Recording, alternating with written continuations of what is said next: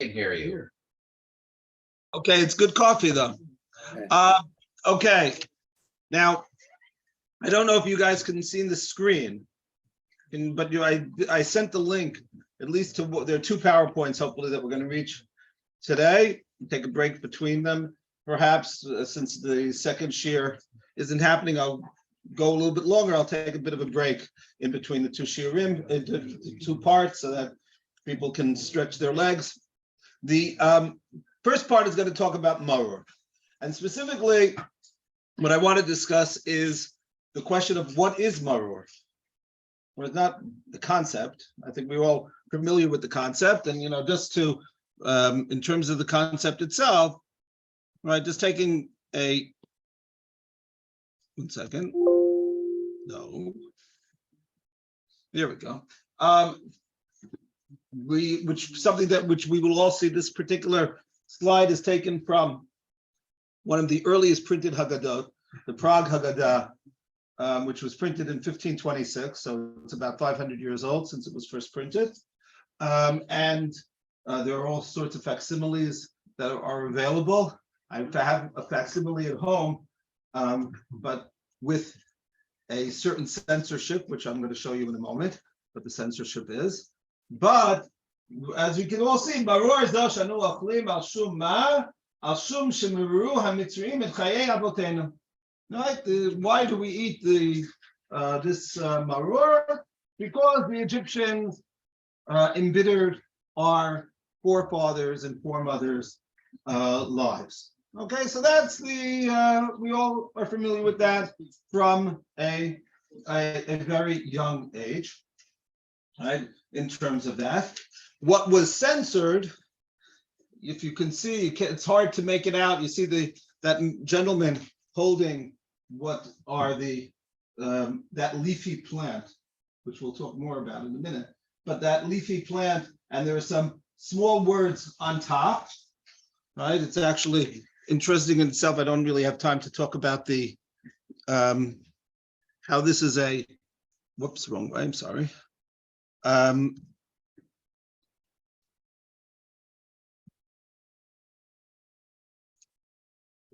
on.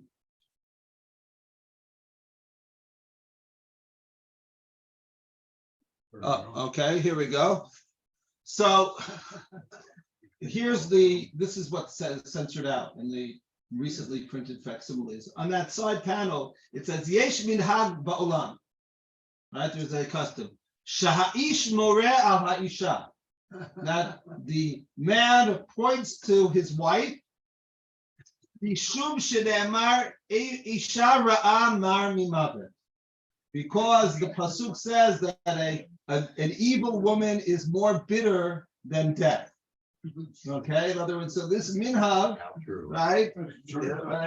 Right, there's no mention of mothers-in-law. That might be beyond. But the point though is that you have that, and and just as a little bit of, you see that upside down nun at the end.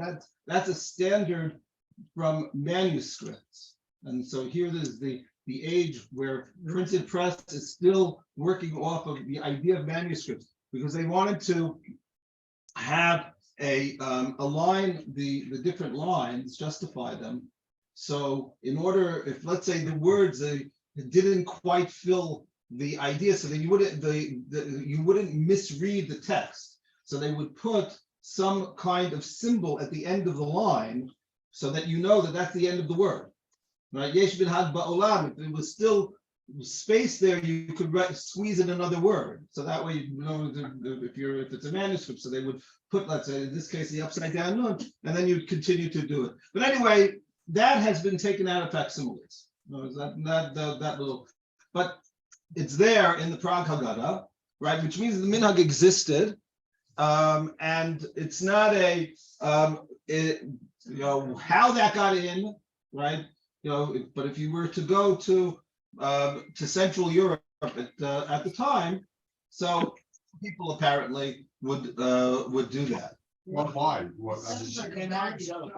Why they would do it, I have no idea. I mean, It makes sense that it's that. I'm sure I don't know. why. The only thing that I could think of is that, again, the idea, same way that you have people who in different communities have the minhag to be walking around with sacks on their shoulders, in order to show some kind of embitterment. I don't know why. I mean, it is if it didn't exist, right? You would say anybody who would say that it did exist is clearly, some misogynist who is, who should be committed in some way. I don't know, but it's there, right? And so it's important, right? It could be that this is was the Purim version of the Pesach Haggadah. I don't know, but it's there. But I do want to focus on the picture.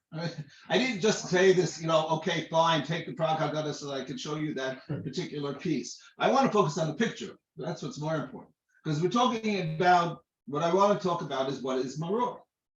What vegetables count as Maror? Okay, and what are people eating as Maror? Yeah. Does it even make a difference as long as you bring something that has a bitter taste? So that's a good question. Excellent question. Could be onions or dandelions. Okay, right. Okay. The Gemara even asks, could you use the cod liver oil or the equivalent of cod liver oil that the Gemara had? Didn't have cod because that's an Atlantic Ocean species, but it had the shibuta fish, which is mentioned different places in the Gemara.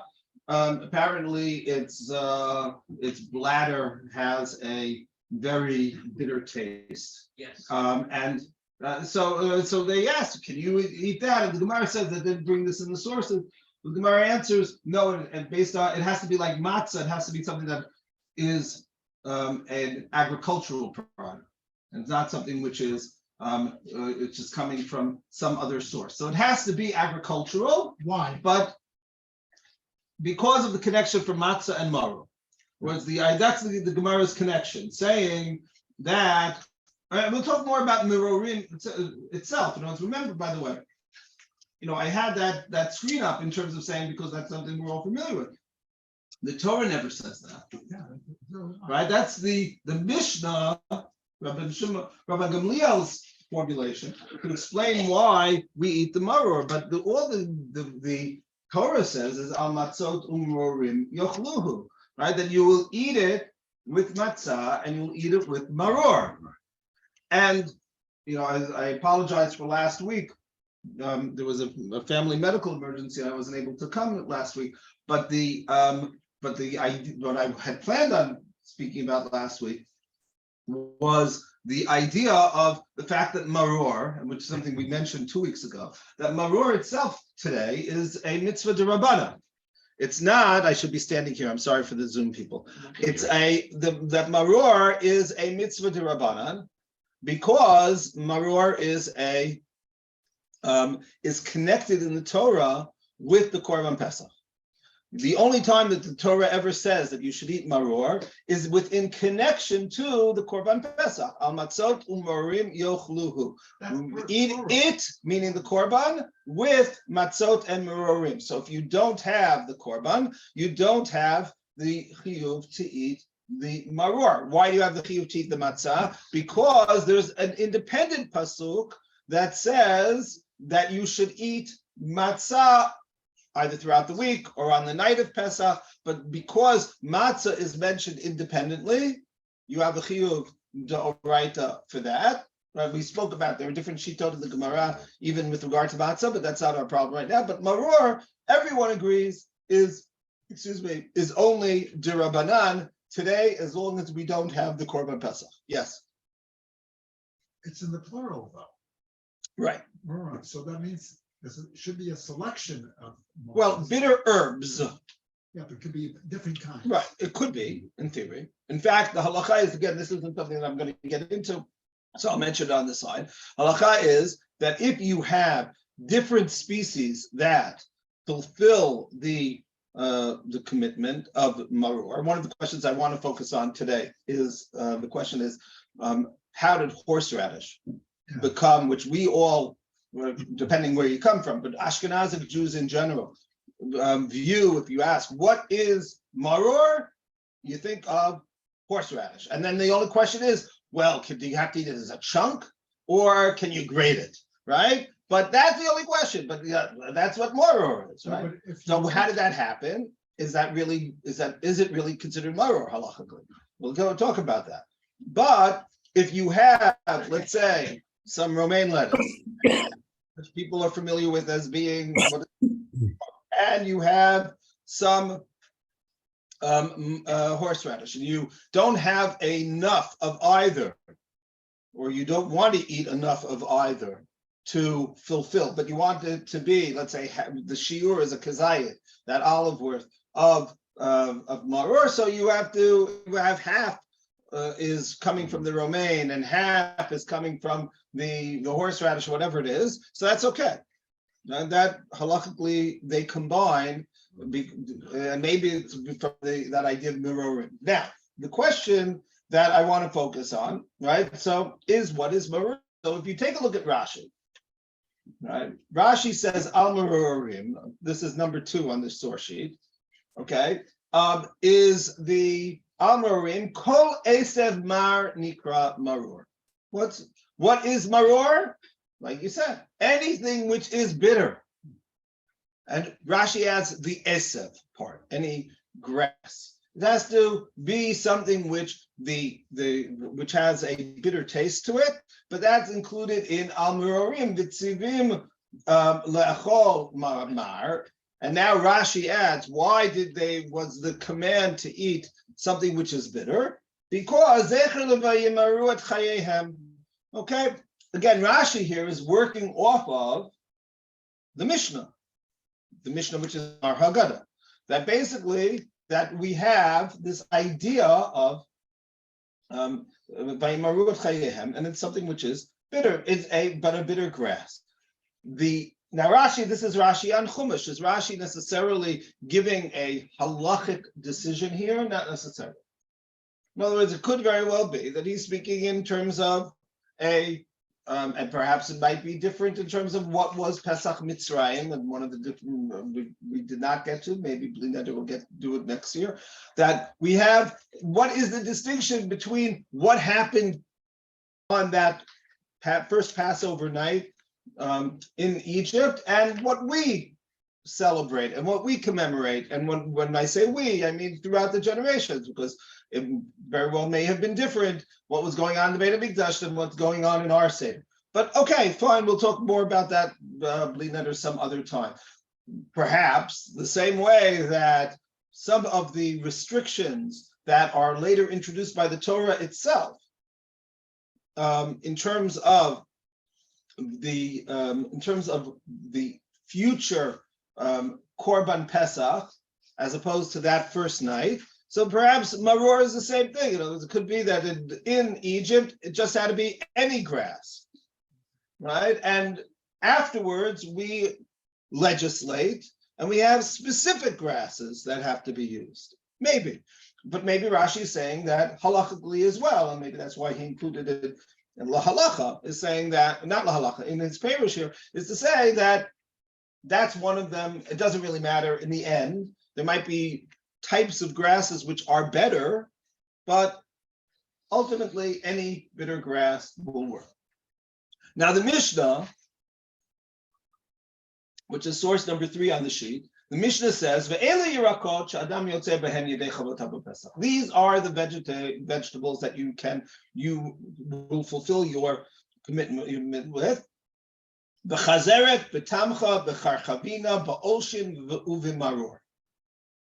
Okay, these are the 5 that are mentioned in the Mishnah: Chazeret, Tamcha, Parchavina, Olshin, and Maror. Okay, we're all good. Yeah, right? We know exactly what it is. Now, I took this is actually an edited section of the Gemara, immediately following the Mishnah, right? On the right and the left, and we're not going to read through all of it. I wanted you to just see on the discussion here that the Gemara is not at all sure what the Mishnah is talking about, which isn't so surprising, because if you think about it, these are terms that are Hebrew terms. Or most of them are Tamcha, Karchavina, already an Aramaicized version of these terms.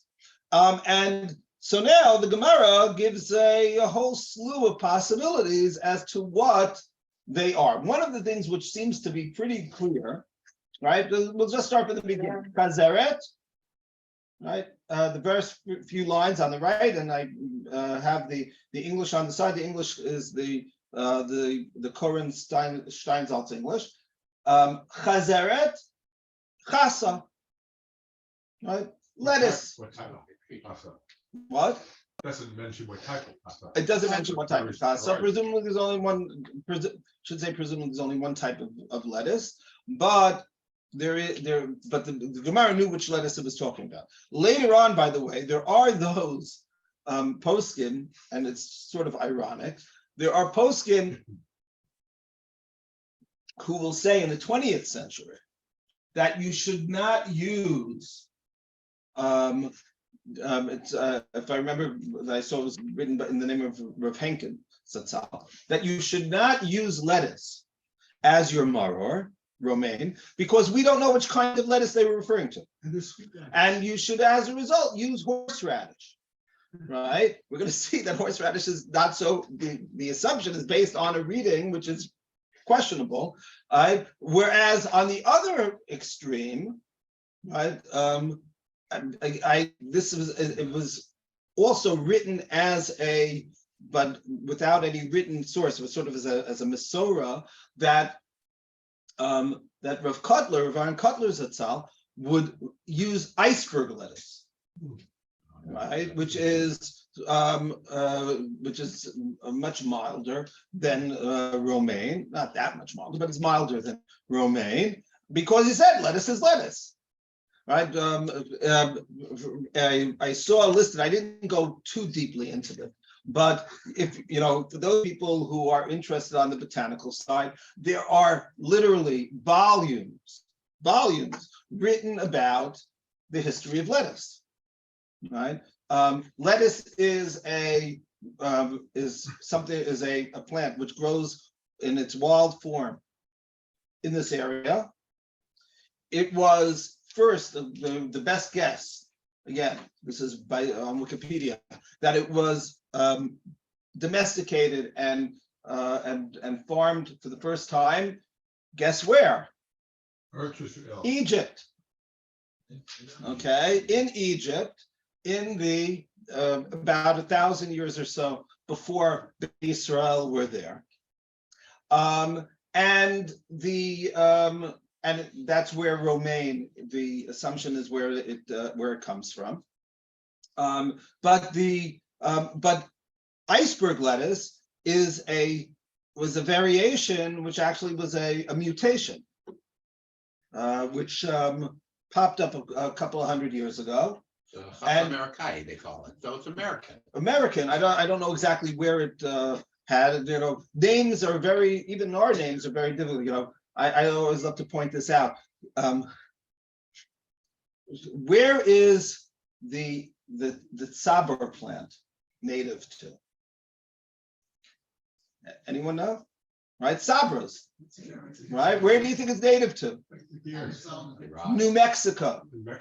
Okay, it was brought to Israel in the 1920s. So anyone who says that they're sabra is basically saying that they're an American Oleh. So basically, okay, that's the way it is, okay? But we now think of sabras, all cactuses, by the way, all cacti are from the Southwest and American Southwest and Mexico, that area, right? That's where they're all native to, and they've all been brought to the rest of the world from there, right? But but we say a sabra, everyone thinks that it's in Israel, it's native to Israel, right? But it isn't. It's a very recent, immigrant, and but basically, so when you say Chas Amerikait, I don't know, right, where it is. It might have started in America, might have started somewhere else, but it became popularized in America. Be that as it may, it's some kind of mutation in lettuce, and because it is milder and easier to store and the like. So it became popular. But be that as it may, these are so it's some kind of lettuce. No nutritional value. Okay, but we'll assume that it's romaine for the moment. Olshin, the Gemara says, is hindavi, endives. Now there are different types of endives. Again, which now just to give you a sense of this, okay. So here, if we continue with our screen show, I went the wrong way. Okay, so this is what romaine lettuce looks like. Now we have the endives. Chicory is another name for it. There are differences in them. We'll get up to Olshin in a second. But just to take a look at okay, here we go. The chazeret. This is virtually everyone agrees that when we talk about chazeret in the Maror, which says chasa, we're talking about romaine lettuce. Okay, when we talk about Olshin, so the assumption being that it is endives, and as you can see, it looks pretty similar to romaine lettuce. I mean, there are differences. It's another form of lettuce. Okay, what we would call lettuce. That is, but basically, it's the same type of thing. Another possibility for this, right, which is chervil or curvil, as it's run.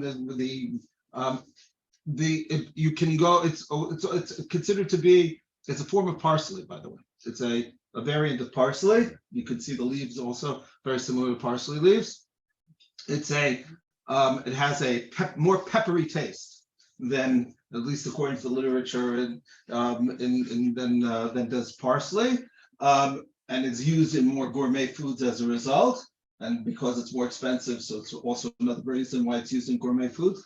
But this, and that's why I put the source for it on the slide. The Hagot Maimonides. Hagot Maimonides is a Perush on the Rambam, an Ashkenazic Perush on the Rambam of the 13th century. Rav Moshe Cohen is the author, and he's living in France, in northern France.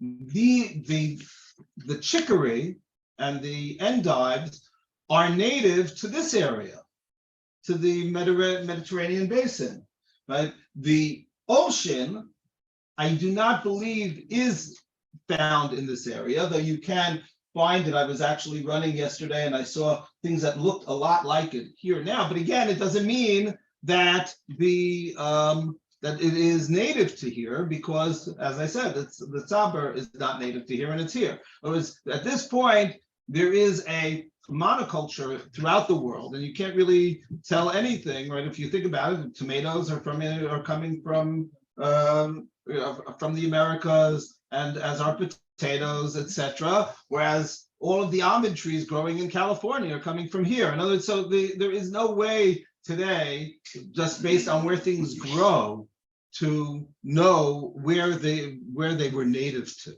right? You have to know the history of it.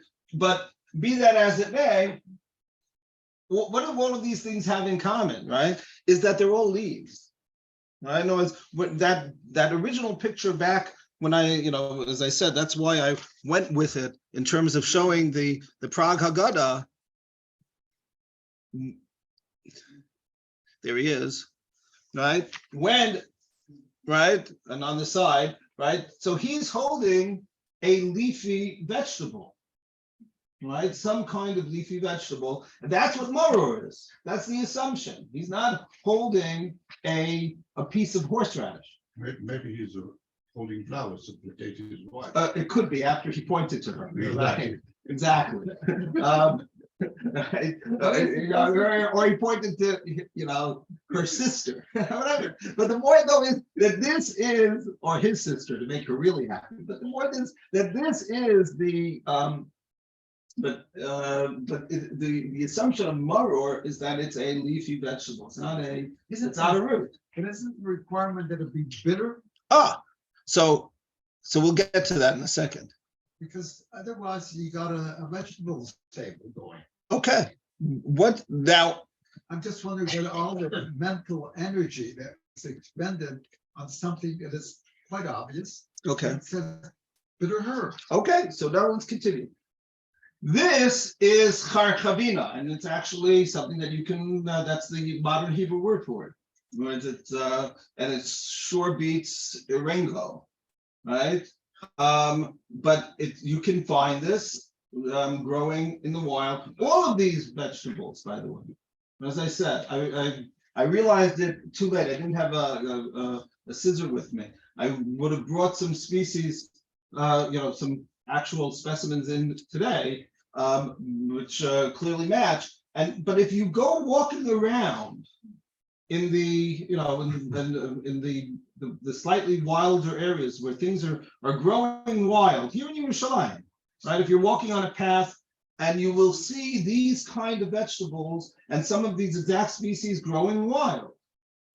Okay. Now I would even argue, and this is I haven't seen this, but I think that this is true. It was when the same way when we talk about lechem ani, right, and we say this is the bread of affliction that are right. Halach ma'anya da'achla vatanu ba'ara de Mitzrayim. Right, that this is the bread of affliction that our forefathers ate in the land of Egypt. Now, why pick matzot u'marorim to eat with the Korban Pesach? The same way that we say without any difficulty whatsoever that they would eat, that the symbol of slavery becomes the symbol of redemption. Right, the matzah is the same matzah that they ate as slaves, and it becomes the matzah that they eat as they are leaving Egypt. I would make the argument that the same thing holds true with the mirorim. The fact that these are vegetables that are A, grow wild, B, are domesticated and grown in the fields, and the same way that people have pointed this out, and I think correctly, that the whole process of leavening was developed in Egypt. So if you have the idea of eating matzah, the slaves are eating non-leavened bread. The wealthier classes are eating leavened bread. That's a sign of not being a slave, that you don't have to just slap your dough against the wall of the oven to eat a lafa, but that you can eat something which is a little more, not substantial, a little more refined. That is a symbol of freedom. So matzah, the symbol of the slave, becomes the symbol of freedom for us. Maror is the things that people would eat. They would just, as I said, you as you're walking on those paths, you have no idea. None of us, I shouldn't say none of us. Some of you might be herbologists, but most of us growing up today have no idea what is edible, what isn't edible, what is tasty, what isn't tasty, right? People will say, "Oh, that's a wonderful root, and you should take it, and it makes great tea, and this, that, the other." Everyone was like that. In other words, that's what people are living. And so if you're the slave, you can't go into the field and get your lettuce. You have to be taking it from the path as it's growing wild, and that's what they're eating. Right? That's a marorim. Yeah. How do you know which ones are mar? Who's doing the taste test on it? Okay, so again, what is mar? And now we're going to get to the next. So this looks pretty mar. I don't have to, but you have to stay away from the thistles, right? But again, thank God for Google. You will see there are all sorts of recipes that include field eringo. Right, you can use this, and you can make things, right? But this is a form, and it's native to here in Israel. What part of it is that? What? The leaves.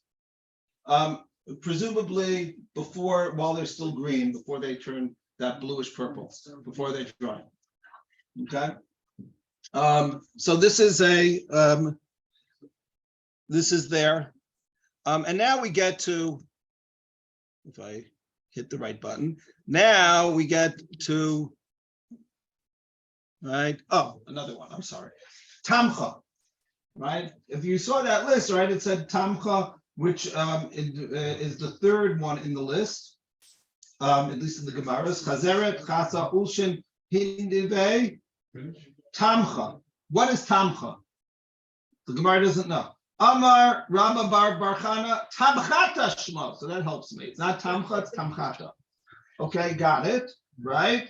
You know, and then we go to the Charvina, and Charvina, by the way, is something which grows at the base of date trees. Okay, so that's where they were growing, by the way, in Babel. Babel has a lot of, in Iraq, they have a lot of date trees. Here in Israel, you don't have a lot of date trees. They are primarily in the Jordan Valley, right? They don't grow naturally outside the Jordan Valley. I don't know whether you have the Charchavina. In Babel, you have them both, but that's what the Gemara says. So what is Tamcha? So most of the Rishonim talk about Merubia, which is understood to be whorehound. Okay, whorehound. It looks, by the way, this is also growing. You can, this is a, today is marketed in, this doesn't grow naturally around here, at least not that I've seen. This does grow, though maybe at this point it does. This is a very common variety sold in nurseries for ground cover, and a lot of times it has white leaves, whitish leaves, etc. No, it's this is something which is again more native to Europe, right? What was around where, as one of the articles is, if anyone who's interested in some articles on this, there are a few very good ones. So as one of them, the person now he's this was while he was a doctor, he wrote this in the early 80s when he was a doctoral candidate. He's now one of the senior fellows, maybe he's already retired, at the Vulcani Institute. So he just points out that it's much easier to know what was somewhere than what wasn't somewhere. Whereas because if you have a record of something, so then you know, right? You assume, again, you're using words, nobody has pictures. That's why that one picture that I showed you was so valuable, because it tells you, oh, this is, at least in 1526, what they're using for Maror, right? But the, a picture is definitely worth 1,000 words in this regard, but Actually, the words are worth more than the picture. Okay. Is anybody giving a hechsher on the Maror? They're just trying to figure out what it is. Doesn't matter. You can get Right, but there's no actually more. The last one, we'll get back to this in a minute, but Maror Merita. The last word, right? Remember, there were 5 things mentioned. And so Maror, the Gemara calls that Merita. What does Merita mean? So is it a specific species? Or it's not a specific species, it is a general term. In other words, some of the Rishonim understood it to be in the way that Rashi said it. Whereas that basically there are 4 species that we can know. We know what chasa is, and we know what, if you're in the Gemara, we know what ulshin is, right? Right? We know romaine, we know endives, we know field ergo, we know, we'll say, whatever tamchata is. We know those 4. Right, but we don't need to know what marurita is, because it just means if it fits it, if it tastes bitter, it is bitter, and that's it. Anything that's bitter. In other words, but that's the last of the list. Basically, you should be trying to use one of the other 4 species, but if you don't have a choice, use something which is bitter. Right, that's basically what right, and that would fit very nicely with Rashi. Now, there's a discussion in the Gemara, which I'm not going to get into, of going through different types of subspecies, right? In terms of trying to, like you can see in the English here, garden endives and wild endives, are they the same thing? Does it matter? We call them both endives, but we use different modifying terms for them. We call them wild endives as opposed to garden endives. Does that make a difference, etc.? Right? So the Gemara is trying to work it out. This isn't something which is coming out later on, late Achronim trying to figure it out. It's the Gemara trying to say, is it a more general concept? Is it a more specific concept? And finally, and this is the underlined part, and I'll just read it in the English. Rabbi Yehuda says any plant that has white sap when it is cut may be used as bitter herbs. Rabbi Yochanan ben Baroka says anything whose surface is light green may be used as bitter herbs. Acherim say, others say, any bitter herb that has sap and whose surface is light green is fit for this mitzvah. Rabbi Yochanan said from the statements of all of these sages, we can learn that a bitter green herb has sap and its surface is light green. Right? And Rav Huna said that halacha is in accordance with the opinion of Acherim. But now, what does all that mean? By the way, lettuce, right? And this is also something that I discovered here. The term in German, Yiddish, for lettuce is, anyone know? Salat. Salat. Whereas when we say salad, it's coming from the German word for lettuce. Yeah. But the actual term, if I recall the scientific term, is salade lacuna. That's the way it is. It's a and lettuce or laguna. Lettuce seems to be a corruption of that from the Italian, and what it means is that from milk. In other words, the reason why it's called lettuce is because, and you can see this when you cut it on a little bit even in the garden varieties, but certainly in the wild varieties, that if you're cutting the leaves, you're cutting the stalk, it has a white milky type of sap that comes out. And that's why this type of lettuce is called lettuce. Well, that's the basic idea, that's where it's coming from. So this is all understood. So we're basically saying what is going to work.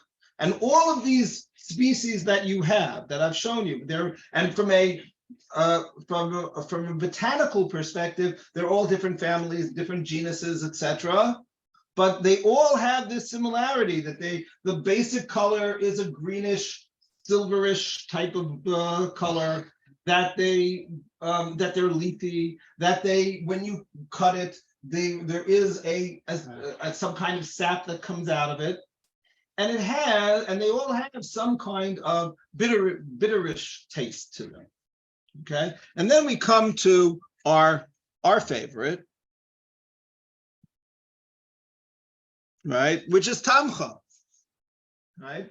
And what is tamcha? So the aruch is a 11th century Italian. So he says it's cardoon, also used, by the way, in gourmet foods. Okay, if you can find all sorts of recipes for these, right? And you can see, I mean, the slide, it's sort of stretched out a little bit, but again, large green leaves, etc. Right? So, but working with what is growing around, and again, I don't know whether it's only in the central Mediterranean, it's also in the Eastern Mediterranean. I don't know. The Aruch looks at it, he says, this is what it is. Because the Gemara didn't give us any help with it. And I keep pressing the wrong button. Right? Others say, and this grows wild around here, and I don't know whether it's native or not. This is the Brassica napus, also known as rapeseed. Okay, right? Rapeseed, rape. Okay, which is canola oil. Comes from it. Canola oil, because the seed itself is poisonous, the oil is very bitter, and only in the mid-20th century did they figure out a way to get rid of the tannic acid that makes it so bitter, and it grows in Canada. That's canola oil, it's Canadian oil, right? But they also realized that from a marketing perspective, canola oil will sell a lot better than rapeseed will sell. So there you have it, okay? But this is also something which is from the Mediterranean. The Rif is from Morocco, right? That's the idea. But again, all the yellow, by the way, on the hillsides right now, if you're walking around and you see yellow flowers, wallflowers, so that's this plant, right? You take a look at the leaf, you'll see that that's That's there. Okay, right. Again, Brass Canapus. It's all right. You don't want to. And then we come to our horseradish. Okay. Now, if you take a look at the sources here, we'll skip to number 7.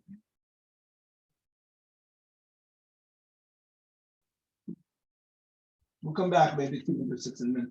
The Haggadah Maimonides, that same Haggadah Maimonides I said, 13th century.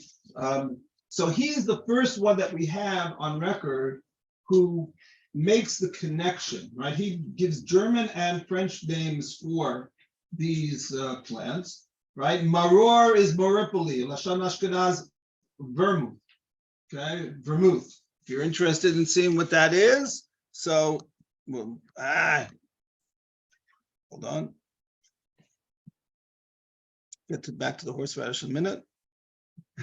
Here we go. That's vermouth or wormwood. You can see how that is. That's also sold in right. This is, you're probably more familiar with it in terms of the in ornamental gardens, right?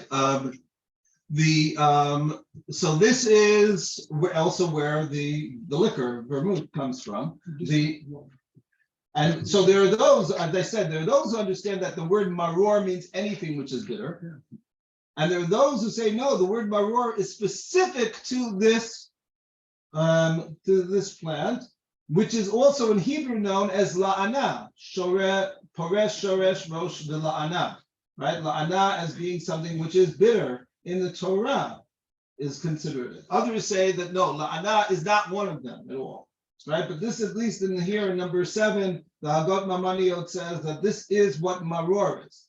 Chazeret, latva, latva, or lettuce again, latkuda, bilaz, latuga, ocean kerbil, bilaz, right? The shervil that we saw before, or it's also known krishpila, bilashon Arabi, hindavi, bilashon Sfaradi. Okay, tamcha, the last line. Mere radish. Let's go back to our to the horseradish. Okay, mere radish. In the last word reddish is radish.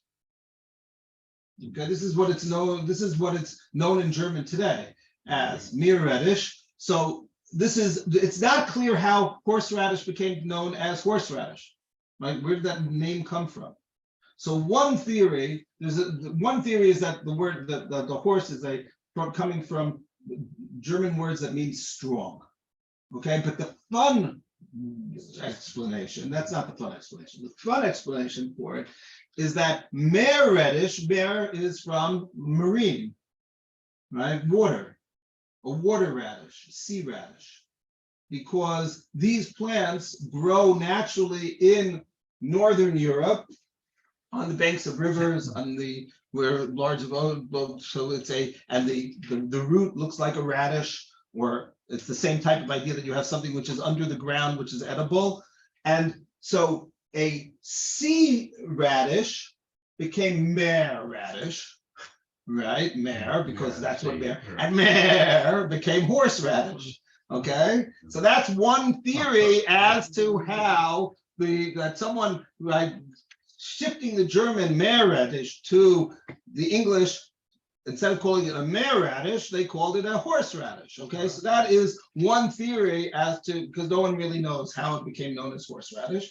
Okay, but that's a good story to tell around the Seder table. Be that as it may, right? This is mentioned here in the 13th century. However, it's the only mention in the 13th century. Other 13th centuries, including his contemporaries in France, mention other plants. And there are those who want to say that this is a later addition as a result, because the first time that we really have it as a source is in the 15th century, right? More than 200 years go by before it is mentioned. This term, by the way, the first rabbinic reference to it, especially maybe in other contexts, I don't know, but in the Seder, is earlier. It's already in the 12th century. It's mentioned, as an ingredient for charoset, right? Mixing horseradish into your charoset. That was one of the ingredients that people would in because you'd like to have like a little bit of a not something sickeningly sweet, but something with a little pungency to it, right? But think about your dips that you have, mustard and the like. So you want something which is a little more pungent. So they would mix horseradish into their charoset. Okay, but it wasn't mentioned as maror. Purpose of a charoset. Not clear. Right, not clear. I don't have time to talk about charoset. But we're not, instead you put beetroot into the Well, we don't, but I mean, not for this. horseradish. Right, but if you were to be, let's say, dipping. Now think about it for a second. If you have lettuce, okay, I wasn't going to talk about it. If you're talking about lettuce, and you want to have your lettuce, which is a little tastier as you have it, right? Right.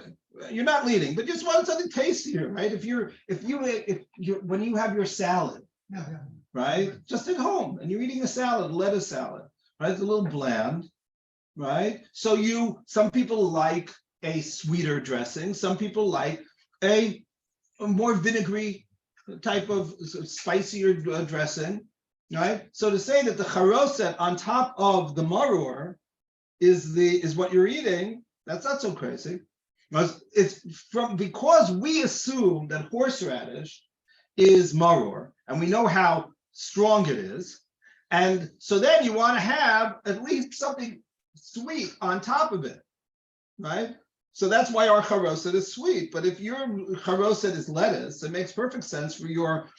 If your maror is lettuce, it makes perfect sense for your charoset to be a little pungent.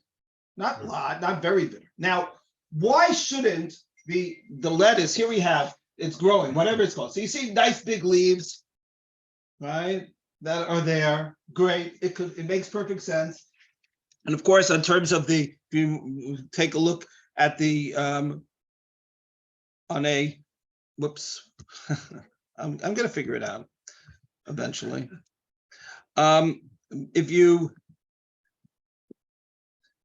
There we go. Right. This is what the horseradish is looking like underground. A little bit. Well, I'm sorry. This is the horseradish as it's growing, right? And so you see the leaves, you see the stalks, and you see the big root. Okay. Now, of course, it's the root which is something which is remarkable. Everything else about it is just as some other wild grass. That's growing. This is why people would have it, and horseradish is a very popular, meaning not is today, though it still is, but is in the literature of the 15th, 16th century English literature. So they're describing horseradish. It's not found in England. So they're describing it as basically being something which that their German counterparts are eating and using the way that we use mustard. Well, that's what it is. It's a popular ingredient for a dip in Germany and in Eastern and Central Europe, Northern and Eastern Central Europe. Why is it now being associated? If you take a look at number 8, for example. So this is the mid-15th century. And so we say it's that the Aguda Katav, right, in the bold print, the Mirtach or Mir Radish, Hainu Tamcha, the Matnita. Right? This is the Aguda, which is one generation before the Maharil, again, the 15th century. So he's saying this is what it is. Right? This is the Tamcha of the Mishnah they're associating with. Now, how did that happen? My guess is that, again, people don't have, and I think that we can all understand this, they have no idea. There's no way for them to know what is growing in the Mediterranean, what is different between the native species of the Mediterranean as opposed to the native species of where they're living. etc. They have the Gemara. The Gemara says you have a leafy vegetable, you have a leaf, and it has stalks, and it's the right color, and it grows wild, and the leaves and the stalks of the horseradish are somewhat bitter. So this is what we're going to use. This is what's growing here. And to say, if the Gemara called it tamchata, so okay, so some Mesora grows up.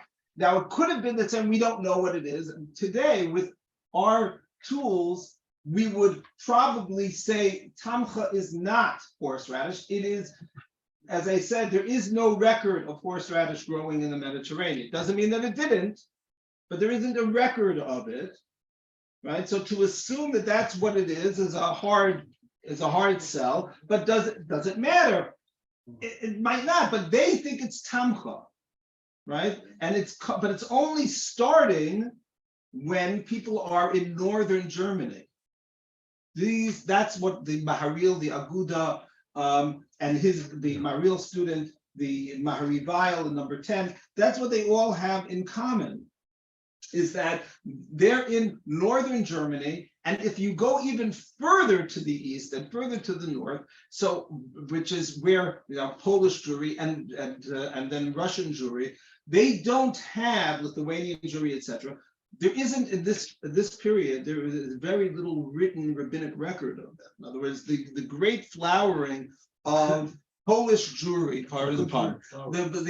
of Polish Jewry and of Eastern European Jewry in general is coming starting in the 16th and 17th and 18th centuries. So you don't have in the earlier centuries any written record. Now it's quite possible there are Jews living there from the 1100s, maybe even a little bit earlier, and it's quite possible that they were using this as their maror. But there isn't any rabbi who's saying this is tamcha. Yeah. Why not use the leaves then? Good question. So now, not only why aren't you using the leaves, it's a halachic problem not to use the leaves. Because if you take a look at number 9, right? And this is again the same, it's actually not. This is the Sefer Mitzvot Agadol, but it's also found in the Agad Mamania, similar, same type of period. The Moshe Mikutzi, but basically a Kusei. So he is also one of the later Balei Tosfot. He writes very important Sefer Mitzvot, and in that Sefer he quotes Rabbeinu Tam.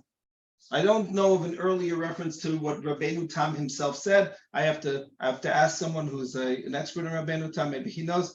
Be that as it may, Midaktek Rabbeinu Yaakov, that's Rabbeinu Tam, Davka bekelach, aval ein yotzim b'shorish hamaror. Right? Remember, they're not talking about horseradish. They're talking about the lettuce, the shorvil, all of those other plants that you've seen. They're saying because the Gemara talks about using the leaf and using the stalks, right? The Gemara doesn't say don't use anything else, but just talks about the leaves and the stalks, right? So Rabbeinu Tam, and he's the first one to say it's not found in the Gemara, it's not found in the early Rishonim, it's not found elsewhere, it's down in the Rambam, but Rabbeinu Tam makes a diuk. He says, I can infer if the Gemara says, right, the panda joke, right? Yeah. Right? That's it. Right? The joke about the panda walks into a bar, right? Pulls out a gun, right? Shoots someone and goes out. And somebody says, what did you just do? He says, look it up. I'm a panda. You look up in the dictionary, panda eats, shoots, and leaves. Yeah, Right? So you have the shoots and leaves. So that's all you have. Okay? So that's so you don't have to talk about the roots. Have you ever thought about eating the roots of romaine lettuce? Like you say, why don't we eat the roots of the romaine lettuce? Because they're just roots, right? You don't eat roots of lettuce. You don't eat the roots of any of those plants. You don't eat the roots of the parsley, right? The only people who eat parsley are like at the end of the kiddush. That's all that's left, right? So we'll eat that. But I'm saying you don't eat the roots of these things. You just eat the leaves, and you'll eat the shoots. Maybe you'll eat the stalks, right? So you don't need to say don't eat the roots any more than you should say, wash the dirt off. You're not yotze with the dirt, okay? Because people don't eat the dirt, right? So they don't eat the roots either. But Rabbeinu Tam says, I can be medayek that if you had the roots, that's all you had, right? Of the romaine or whatever else, you're not yotze with it, okay? That's what Rabbeinu Tam wants to say. Yeah. Before we leave the subject, what about spinach? The spinach looks like lettuce, and apparently it's native to Southwest Asia. It was first cultivated in Persia over 2,000 years ago. So again, it's called tered in the Gemara. I don't know whether it would fall under the category. I haven't seen any discussion of it. It's theoretically it's possible. I don't know if it's considered to be bitter enough, right? Now, by the way, thank you for reminding me about this, is that horseradish, or at least the root, first of all, so you say, why don't you just have it? There's a reason why it shouldn't be maror. And this gets to what you asked earlier, is that what's bitter? Right? There are different terms that are used in language. When we talk about, let's say, a sharp onion, we don't say a bitter onion. We say a sharp onion. And in Hebrew, we talk about it being charif. Right? We don't talk about it being maror. Right? And those terms go back to the Gemara and goes back to the Tanakh. It wasn't al matzot the charif yochlu. Right? You could say the Hillel sandwich was a lafa with some shwama and charif. Right? That's the maror. Right? But it wasn't. It was some lettuce thrown in there. It wasn't charif. Right? Even Ashkenazim, the Ashkenazic Jews of Egypt could eat the maror. They couldn't have eaten the charif, right? If it was, right? That was the Taimani Jews of Egypt. But where are they? So the idea that the maror is horseradish, and that maror means super sharp, right? Which is something that we take for granted because that's what we were raised on, right? So that is a new innovation. And it's coming because, for the simple reason, all of these type of leafy vegetables are basically native to all temperate zones. Right? Again, the specific species and subspecies and genus, whatever, might be different. But the basic grass, that's wherever you are, right? Just one second. That's wherever you are, you're eating it. But when does it sprout? When is it available to eat? So the further north you go, right? But many North American olim here are taken aback by how green this country is in February, right? In the winter, right? If you're coming from the southern United States, you're not taken aback because it's about the same thing. But if you're coming from the north, so then you are, because it's just, I'm expecting to see snow on the ground. I'm not expecting to see grassy fields, right? But in this area of the world, and not only this area of the world, this temperate zone, so this is when the grass is out there and you can easily be eating your matzot umarorim. This is when you'd be gathering naturally growing lettuce or whatever else you're eating at this time of the day, at this time of the year. Then you're going to have to figure out it's basically a winter plant in this area of the world. It's not a winter plant in Poland. It's not a winter plant in Russia. It's not, as you go further south in Europe, there's more and more that's available, right? So, but it's still new, right? It's so, it could be right now, if you were to fly to Northern Europe, it would be a bleak landscape. If you're in Central Europe, it's just beginning to grow, right? There's that green, and here it's been growing for a while already, but it hasn't, but in Central Europe, it's growing. So if you take a look, for example, just as as we're going, number 13, not gonna hit number 13 is the Chacham Tzvi, right? He's in the 18th century. he's writing where now horseradish has taken root, as being the minhag, and he's in Amsterdam, and he's saying that that he says, you know what? And he says exactly what I just said. This is the bold. Maybe because in Germany and in Poland, Shehein Karot, Ein Matsui Bismana Pesach, so you don't have any leafy vegetables. Lo Hurgul Kachto Lechovat Mitzvat Maror. They didn't, as a result, take their lettuce because their lettuce is only going to be available in May. Or it's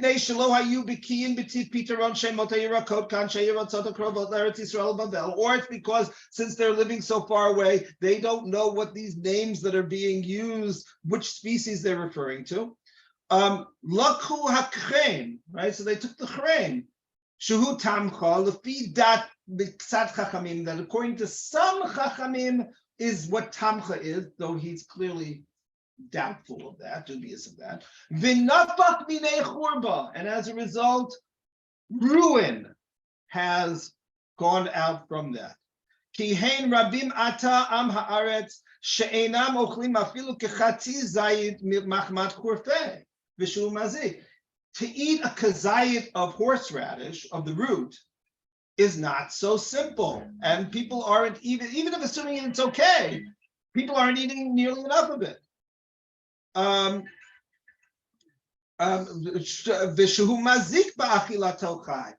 it is harmful when you eat it raw. And therefore they're not even mekayim the mitzvah maror, because you're just eating. Think about it. If you're only eating horseradish, how many of us will eat?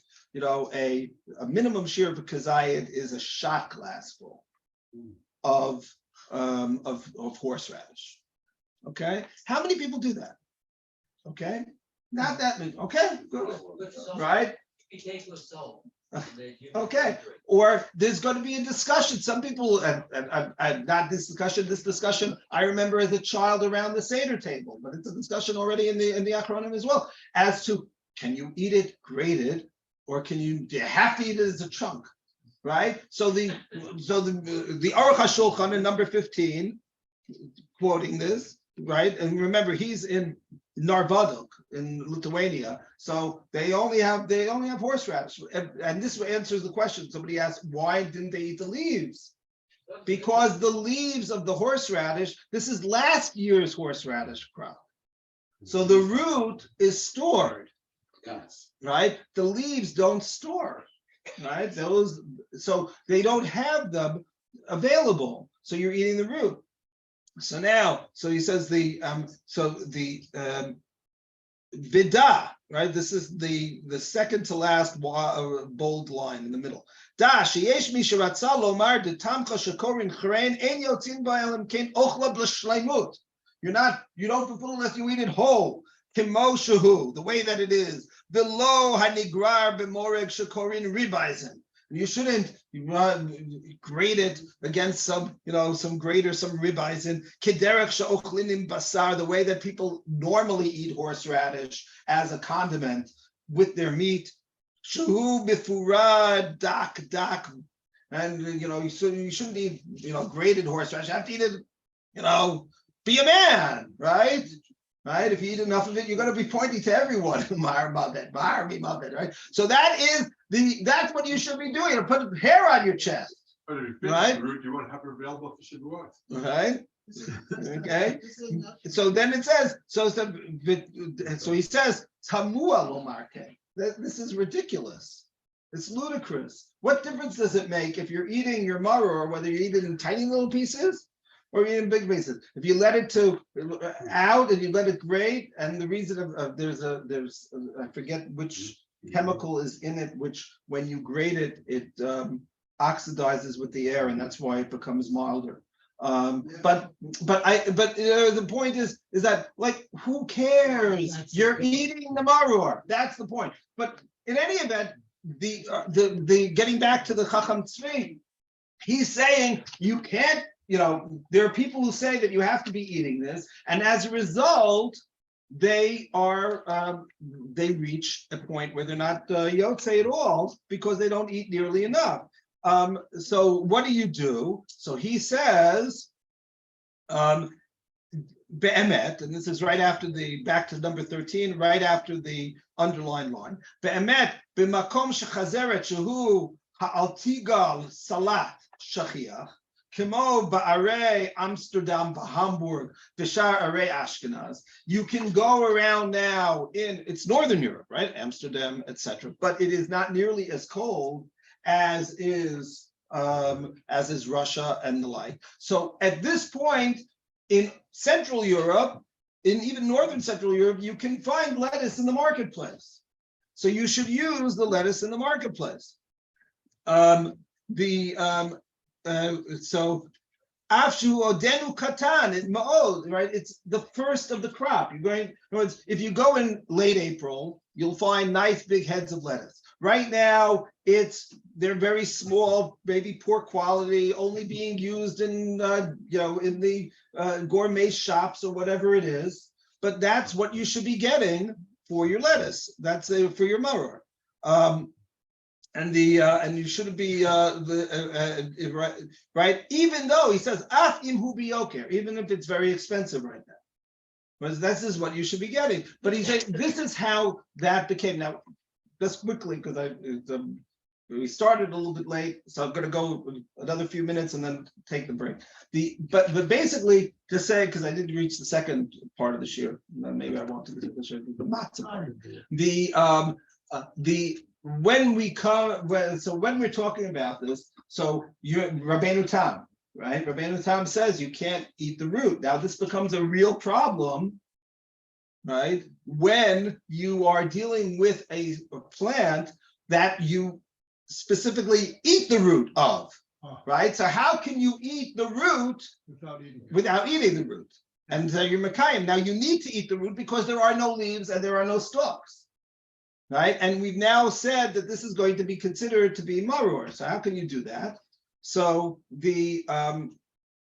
here to go back to number 11. You see just the way that it progresses. We're now in the Shla, the Shnei Luchot Habrit, Pinchas Horowitz of the 16th century in Poland. So he writes after he quotes the Maharil that we read before. So he says, so one idea is to say you know what? Number 10. Let's start with number 10. Mitam zenire had katav Rabbeinu Tam v'lo sharashim. This is Barival. He's the student of the Maharil who we read before, and he's talking about he accepts his Rebbe's psak that the tamcha is the lettuce, is the horseradish. Hainu hasharashim haktanim hamitpatzlim lekan lekan, aval hasharash hagadol shabo omein hayerek have b'klal kelach. Right. So if you take a look and you see this and you say, okay, which part of this can you not eat? Those little roots maybe that are going on the side, but the tap root, that is considered to be the stem. There's an underground stem. It's the major part of the plant. That's the way that he squares the circle. Okay, and that's by saying that the stem isn't what we normally consider to be stems, but rather the main part which is eaten. The slide roots are those things that you don't eat, but the things that are eaten, that's enough. So this is taken a little bit with a grain of salt, with a little horseradish on the side, because in number 11, what would they say? The Chen Ra'ul and Hog, he takes again, they only have this is what they're eating, but the Chol Mashu Tachat HaKarka Nikra Shoresh, V'lo Nikra Kelach Ala Mashi Yotze L'mala Me'akarka Samuch La'alin. So basically, what they would say is the following. This is no longer botanical. If you're taking a look at here, and you would say that, let's say the soil level is where I'm putting my sheep, right? You see a little bit of the root poking out of the ground. That part is going to be considered the stem, right? Botanically speaking, it's the same as what's underneath the ground. It just happens to be that the soil got moved. But we're going to view that part as the top of it as being the stalk, and the bottom as being the root. Right? We're trying to deal with the problem, and that's how we're going to deal with it. So similarly, and you see the discomfort. So, for example, a little bit later in the beginning of the 17th century, the Magen Avram, also in Poland. So he says the following, and I've seen this actually in many Siddurim. Ha'olam nohagim levarech al ha'alim u'lekricha l'notlim ha'kelach. Now, basically, what happens is, as I said, if I'm not mistaken, he's in Gumbiner. That's what his name, Rav Avram Gumbiner, and that's in not far from Krakow. It's in southern Poland. So they have already the plants where the leaves are coming out. Okay, so he says but they are relatively few, and you have a lot of the root. So what do people do? They will use the leaves of the horseradish, right, for their maror. When I say I've seen this, I mean people will use lettuce for maror, right, romaine lettuce, and then v'nirli atami dekama biyotzim b'kelach shelahem alma da'alin adifa l'chein notlin ha'alin lebracha. When you're making the bracha on the maror, so they'll use the stalks and the leaves because that is what is the best. However, umiut tzarich litol kazayid, and you have to make a kazayid, but you don't have too many leaves available. So then, when it comes to korech, right, people will use the horseradish, or as the root of the horseradish. This is what they're going to do. In other words, they're trying to. We understand that this is sort of. It might not be good according to Rabbeinu Tam, so we'll use that for korach, and we'll use the leaves that we have for maror itself. Now, so if you ask me, right, and not just me, ideally, when you're eating your maror, and the lettuce is definitely the best option, halachically speaking. You should, many people do, and I saw this is also brought, Rav Soloveitchik did as well, that he would mix some horseradish with his lettuce, right? Because after all, that's the maror of our fathers. That's the maror of our Mesora for the last 500 years, right? Going back to the 15th century, right? This is not what? In Brisk, they had horseradish, right? That's what they had, right? But you have the lettuce.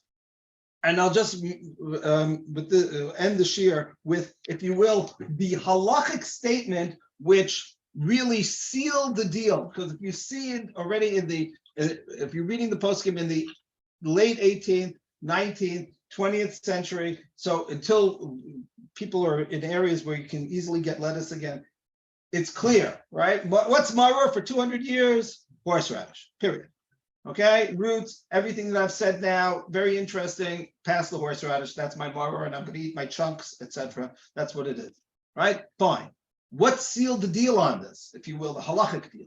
So it was a piece of the Chassam Sofer. Okay, Chassam Sofer says the following. He says, because people were trying to get lettuce. He's living in what is today Bratislava, Pressburg. It's in Slovakia. And very close to Vienna, by the way, in terms of much closer to Vienna than to Prague. And so it's it's an area of Central Europe, and you are able to get it, the lettuce, and people are trying to do it. And he says the following, that people are trying to get chasa, who are rishonu mitzvah min hamufchar, because this is something that I didn't mention before. At some point, the poskim in the Rishonim, they say there's a list. If there's a list in the Mishnah, presumably the first on the list is better than the second, is better than the third. The first on the list is lettuce, so use lettuce. Whatever the others are, fine. But he says there's a problem. The problem is, right, we should all be familiar with it every time we buy a bag of lettuce, bugs, right?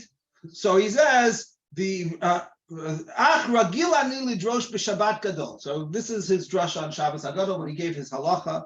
מי שאין לו אנשים מיוחדים מסוימים בעלי יראה הבודקים ומנקים אותך מרכש תולעים קטנים הנמצאים מאוד מאוד בימי הפסח. Right? So if you go out right now and you're getting your lettuce, you will see that this is the worst time of the year in terms of bug infestation. So unless you have someone who is very, very skilled and aware of the bugs, and they're very small little white worms, and people who aren't looking at it carefully will miss them. Okay,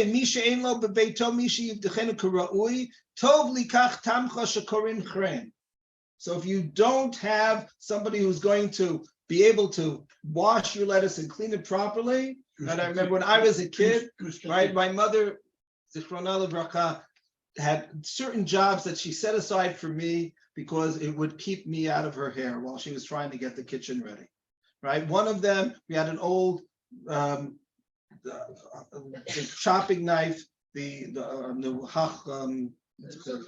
right, what? The half circle, right? Kantan story and writing on it.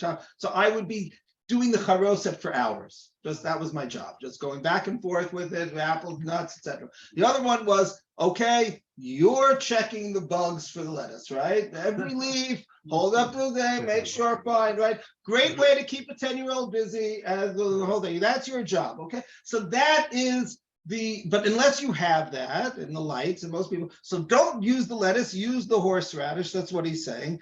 So now he says it's all nice and well to say that you should use the best maror, but it's more important not to be eating bugs. And he says the following. This is great. The Gemara, the last line of the Gemara that I have, but won't read it. The Gemara says that there's an agada, if you will, or a remes, chasa, right? What does chasa mean, right? The chas rachmana iluim, that God took mercy on us, right? Chas, right? Lovely, right? So if you want to eat your maror, that God should take your mercy. So he says, I'll make a drasha. He makes this up. He says, I'm going to make a drasha for tamcha. What's my drasha for tamcha? Anu nemar de tamcha. What is tamcha? Rashi tevot, right? The first letter of each word. Tamid misaprim kivod el. Okay, so you should feel okay eating your tamcha. But this put on, as I said, after this Sam Sofer, nobody tried to say, it's on, then Gush Katif came and we're back in Israel. So again, lettuce is definitely the best, and you have your Gush Katif, you don't have to worry about your bugs, etc. Right? And we'll all, Be'ezrat Hashem, be eating our maror b'simcha. This is an example of sheer, where you really can't understand halacha without understanding geography, which the other example is Chodesh. The whole rigmarole we went through was because there were no two growing seasons in Northern Europe. And then we got through Right. Palestine. It's very good. And both of the sure, for example, such a can't understand the development of halacha without understanding geography. Who gave it? Someone gave a Shon Chodesh for someone? No. Oh, I might. No, Rav Tzadok gave it. He said the point of Chodesh, what they had to drink is the mashke that the northern people had to have, Right. and that has ties into the whole. Okay. But it's the English translation